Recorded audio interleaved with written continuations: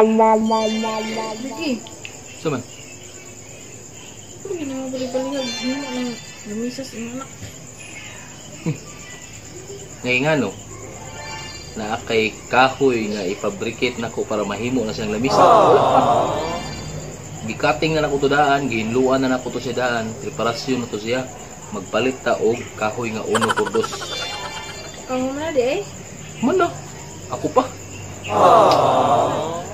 Pilang din ang kahoy. Okay pa. Nagtuog ang barato ng kahoy.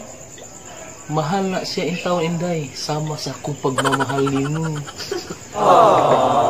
Barato rin di ay. Si barato. Uy. Ay barato. Nakaingon man ka nga barato be.